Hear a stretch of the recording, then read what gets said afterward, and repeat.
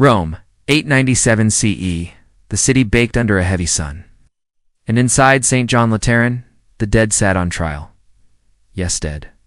Pope Formosus had been buried for 9 months, yet they dug him up, dressed him in papal robes again, placed him on a throne. His corpse leaned sideways. Someone tied it upright with cords. The Synod of the Cadaver had begun. Presiding was Pope Stephen VI, alive, furious. His face was red with rage. His voice echoed off marble. He accused the corpse of perjury, of breaking canon law, of stealing the papacy.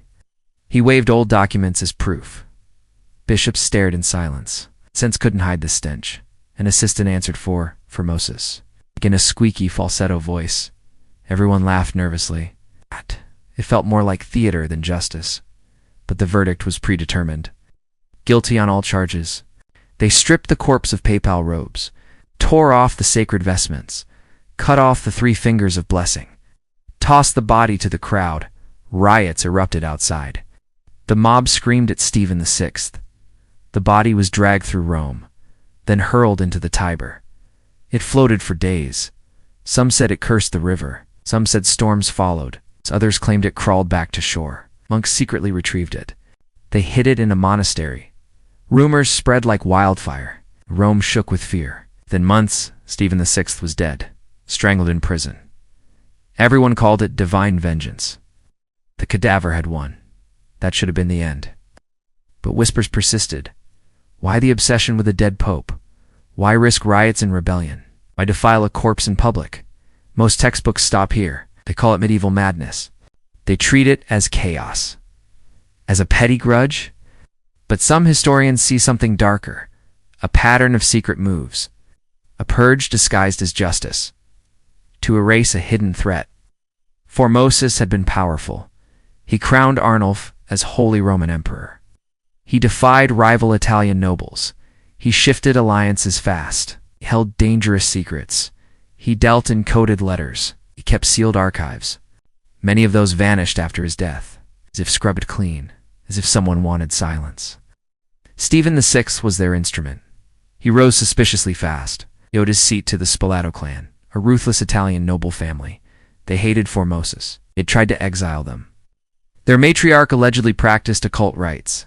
Their wealth came from hidden vaults. Formosus threatened that fortune. So they orchestrated his ruin. They demanded the trial. Stephen obeyed them.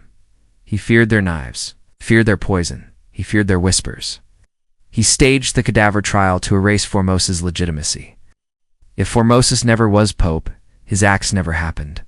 Arnulf's crown would be void. The Spalato heir could claim it. It was a political assassination after death. But the plan spiraled. Rome rebelled. The people saw blasphemy. Even rival bishops cringed. The spectacle horrified Europe. And yet, it worked for a while. The Spalato heir gained influence. Formosus supporters scattered or fled. But fragments of his secret survived.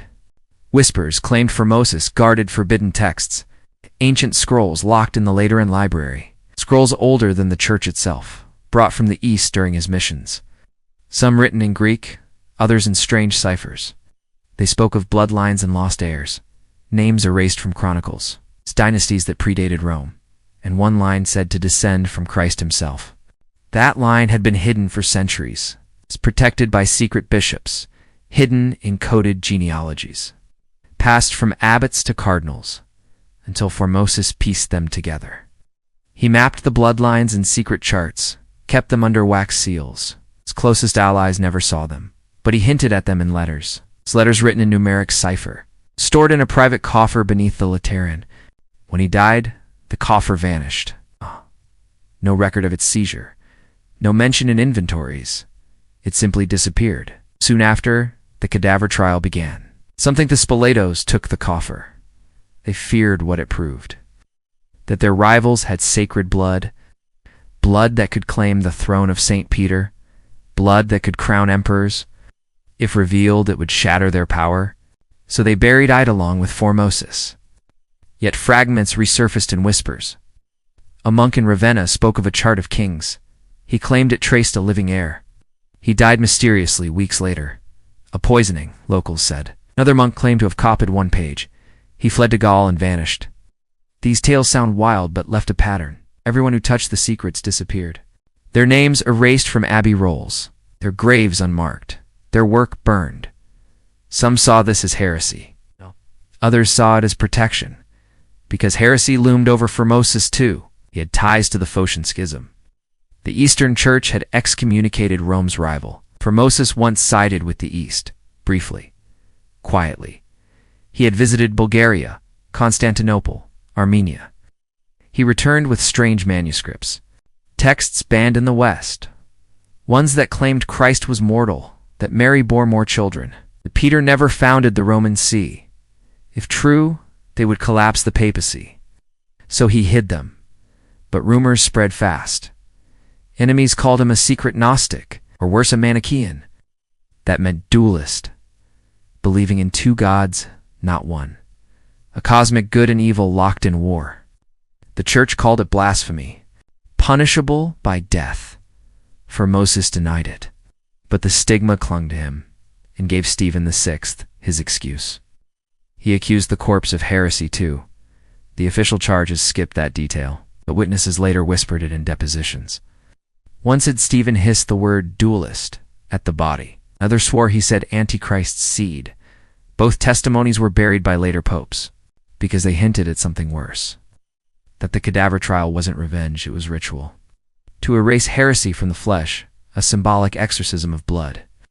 Some occult scholars think it mirrored Roman damnatio memoria, the erasure of a person's name and soul, destroying their spirit by erasing their legacy. And Stephen performed it with eerie precision. He annulled every act of Formosus, stripped every priest he ordained, burned his papal documents, ordered churches to scrape his name off altars. It was as if Formosus had never lived. But his memory clung to the stones. Priests whispered his name in secret. Monks hid his seals inside walls. Some said they felt his ghost pacing the cloisters. They called him the Silent One, a phantom pope with no voice. And yet his shadow spread.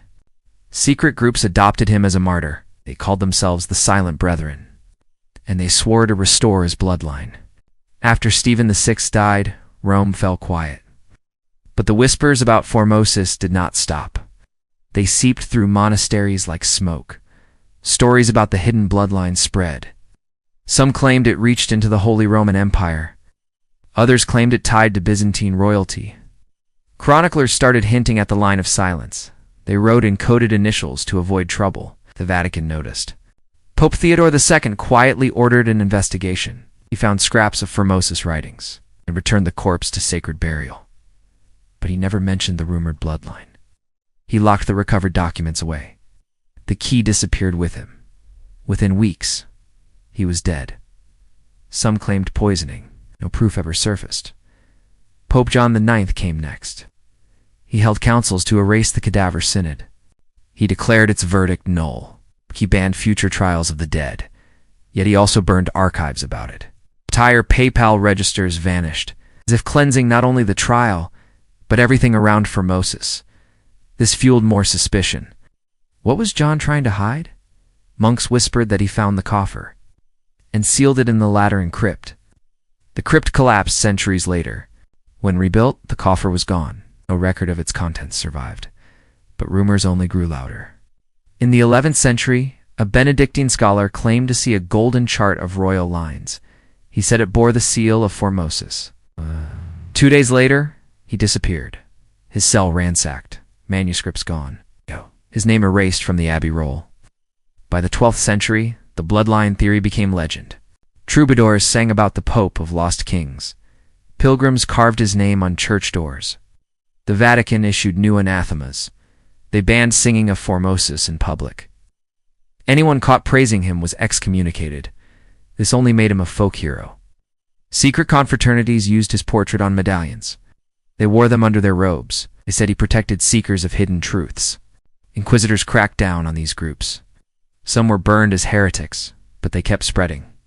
By the Renaissance, even cardinals whispered the story. Humanist scholars loved it. They saw Formosus as a rebel against corruption. They painted him with laurel crowns. Some claimed Leonardo studied the cadaver synod as theater, He noted how spectacle shapes power. Machiavelli referenced Formosus in private letters. He called him the Pope who ruled after death. This intrigued secret societies. The Rosicrucians hinted at him in coded tracts. The Freemasons later adopted his image as a cautionary symbol. They used him as proof that power destroys its own. Meanwhile, the Vatican doubled down on silence. In the 1600s, they sealed Synod records again. Scholars needed papal permission to read them. Few got it. Those who did published nothing. One French Jesuit hinted that the papers contained forbidden blood.